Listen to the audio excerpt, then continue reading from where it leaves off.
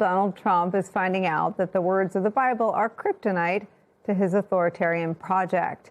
In his standoff with Pope Leo over whether Donald Trump's already deeply unpopular war of choice in Iran is justified, Donald Trump and his allies are learning that their schoolyard bullying tactics will not work against someone who can't be pressured or intimidated or bought, and someone who happens to be much more popular and beloved than Donald Trump. The Pope today sounding undeterred by J.D. Vance's stern warning that he, the Pope, should be, quote, careful when it comes to matters of theology.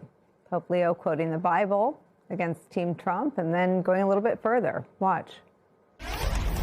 Jesus told us, "Blessed are the peacemakers, but woe to those who manipulate religion in the very name of God for their own military, economic, or political gain, dragging that which is sacred into darkness and filth." The world is being ravaged by a handful of tyrants, yet is held together by a multitude of supportive brothers and sisters. Pope was speaking those remarks in Cameroon, a country ruled by an authoritarian for decades now. But what he said could just as easily be applied to and intended to be directed at Donald Trump. The Pontiff's X account posted those same comments online just minutes after Defense Secretary Pete Hegseth made an analogy that put Trump in the place of Jesus Christ at a press briefing. I sat there in church and I thought, our press are just like these Pharisees. Not all of you, but the legacy Trump-hating press. Your politically motivated animus for President Trump nearly completely blinds you from the brilliance of our American warriors. The Pharisees scrutinized every good act in order to find a violation, only looking for the negative. The hardened hearts of our press are calibrated only to impugn. I would ask you to open your eyes to the goodness, the historic success of our troops, the courage of this president. There are a million things I could say, but instead, I'm going to quote the Pope. Quote, "Woe to those who manipulate religion in the very name of God for their own military, economic, or political gain." The war of words that Trump, though, has started with the Pope is a dizzying turn of events. At the moment, Donald Trump is dogged by approval ratings in the mid to low 30s. He's being dragged down politically by this war that he has started and fails to ever decide to go before the American people and try to explain it. He's also being damaged by a litany of unfulfilled promises and outright flip-flops on the front of bringing down the cost of things, which he ran on. So why pick a fight with the Pope, someone who is seen favorably by more than 80% of all Catholics, regardless of what political party they are in? A Pope who was, in a poll last year, rated by all Americans as the most liked among a list of global figures.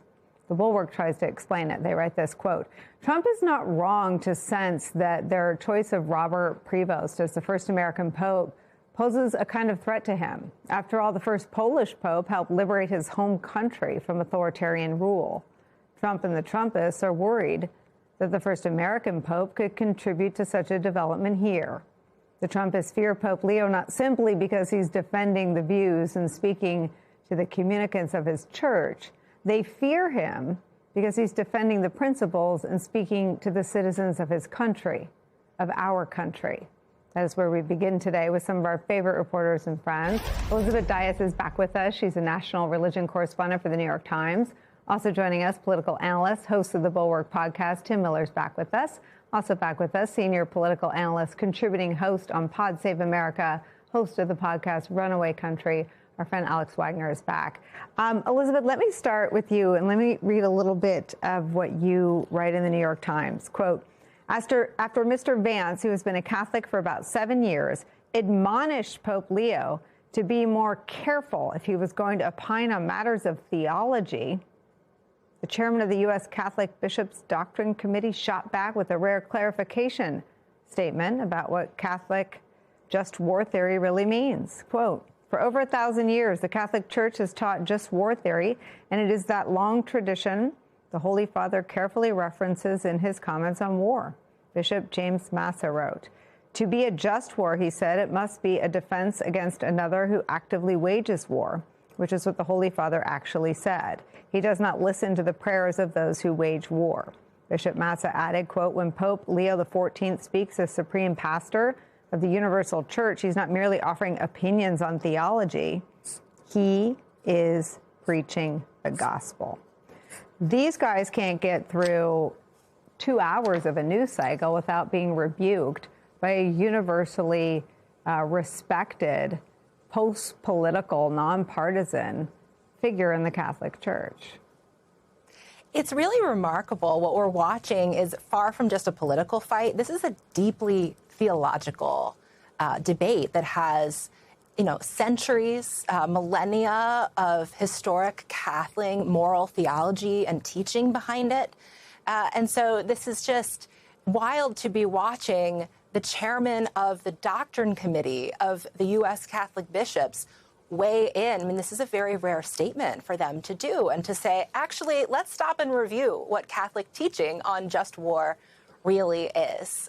So for Pope Leo, he's not even 1 year into being Pope, and we've all really been waiting to see what is his voice going to be? What kind of moral leader is he going to be on the world stage, especially regarding his home country, the United States? We've never had a Pope from America before, and we're really starting to see him flex this voice in a careful, reserved way that he's known for, and it's really not sitting well with the folks in the White House. Elizabeth, I love the Bulwark piece, but the one thing I would bet any amount of money Trump has no idea about it is sort of these tides of authoritarian waves being beaten back in other countries. There may be people around him, though, that understand and appreciate that history. What, in your view, is sort of your assessment of all the blind spots that are revealed? I mean, it's not just political; it's also structural. I mean, Donald Trump's structural support hinges on and collapses without the sort of shared mission with Christians in this country, and the perception that even if he's not a moral man, he has done things that have been perhaps on their policy checklist for a very long time. Now that he has taken direct aim at the most popular religious figure in the world today, and certainly the most popular American faith leader, that seems to all be on the line. Well, it certainly has taken by surprise many of the very conservative Catholics and even some evangelicals that I've been talking to in the last few days. I think there was a miscalculation here, perhaps, by the president.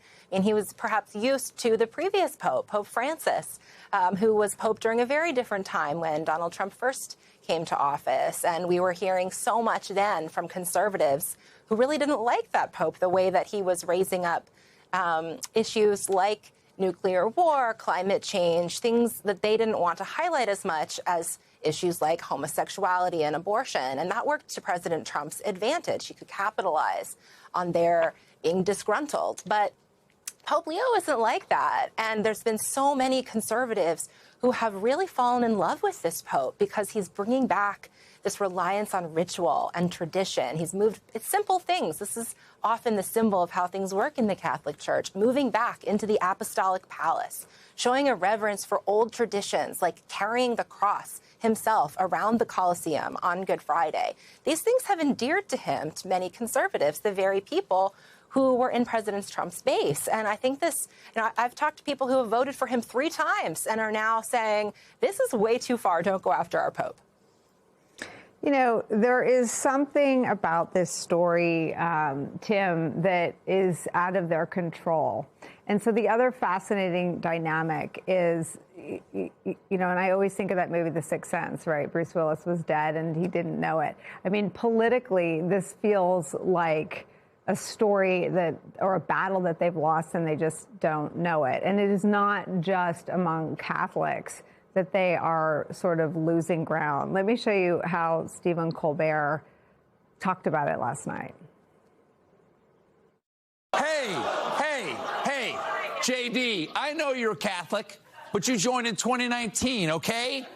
I've been genuflecting since the mid-1960s, and let me tell you, brother, okay?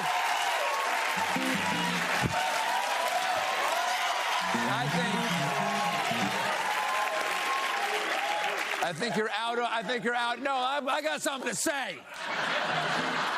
I think you're out over your Catholic skis here, okay? I think it's time for you to sit down, then stand back up, then kneel, then stand again, then shake hands with people around you, then kneel a little more, then go take communion, and then go back to your pew for some more kneeling, because you're not sneaking out of here after communion, because you know who left the Last Supper early? Judas.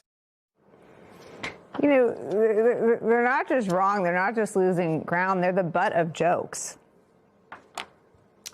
Yeah, indeed. Stephen took the wind out of my sails a little bit, because I was about to make fun of J.D. Vance for being joining the Catholic Church 2 minutes ago, when I had to go genuflect and kneel and get First Communion and all that back in the 80s. So Stephen's got 20 years on me. But it is something that is worth noting, right? That to J.D. Vance in particular, we can put Trump in a separate category here, but he at least thinks that he has a future political career, right? I don't think that he thinks that he's in a Sixth Sense situation. And he has a book coming out like this in the next couple months about his conversion to the Catholic Church. And so I just think about how insane, you know, the pitch J.D. Vance is offering to people is. It's like, I thought Trump was Hitler. I thought Trump could be Hitler. And then I came around to the fact that he is actually the greatest thing ever. He's perfect, and I have to follow everything he does. And at the same time as I came to that conclusion, I came to the conclusion that I have a new faith. I'm a Catholic. And I went to the classes, the RCIA, OCIA classes, and apparently after going to a couple of those classes, I think I know more about theology than the Pope. So it's and then I'm going to warn him. I'm going to warn him with everything I've learned in my night classes or my crash course. I'm going to wag my finger. I'm going to wag my finger at Pope Leo. I know more than you. You should shut your pie hole and stick to theology. It's like, what? It's crazy. Like, it's totally crazy. It's like, who is going to believe this? Like, that he had a conversion to Donald Trump and a conversion to the Catholic Church at the same time, and he thinks he's smarter than the Pope? It's just, I don't know. Donald Trump's a good salesman. JD isn't.